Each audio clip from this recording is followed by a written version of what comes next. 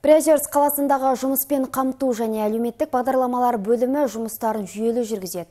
Ал әлеуметтік қызметкерлер егде жастағы адамдар мен мүмкіндігі шектеулі жандарға сапалы қызмет көрсетеді.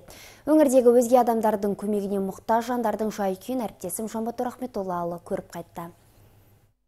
Приозерск қаласының тұрғыны Лидия Гитинова 83 жаста.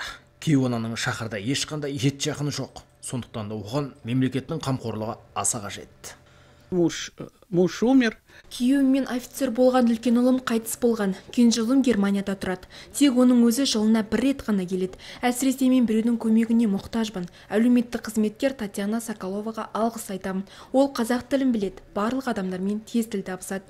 Мені дүкен мен емханаға апарады. Бақшамды да күтіп баптайды. Үйімді тазалап етіп жинайды. Мемлекетке 1000 мәрте рахмет айтам. Қартайған шақта осылайша шарапатқа кенелудеміз. Осы жылы Приозерск қаласындағы 29 адамға арнаулы қызмет көрсетілуде. Олардың арасында 22 зейнеткер мен 7 мүмкіндігі шектеулі жан бар.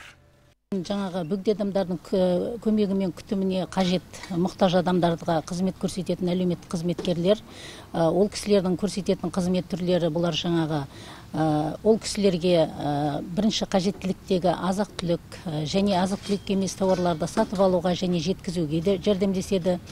Отын, көмір және су жеткізуге жәрдемдеседі. Және де үйлерін, тұрғын үйлерде үй жинау жағдайында көмектеседі. Зейнеткер Любовь Капоненко мемлекеттің қолдауын көруде. Ішкі мәдениеті жоғары әлеуметтік қызметкер Гүлзира Дәулетова Кейуананың айтқанын құп алып, құрақ ұшады. Жабырқаған кезде ол әженің көңілінде олайды. Своей соцработнице Гүлзире. Әлеуметтік қызметкер Гүлзираға дән ризамын. Сөзімді мамандар әрдайым қол ұшын созуға дайын тұрады.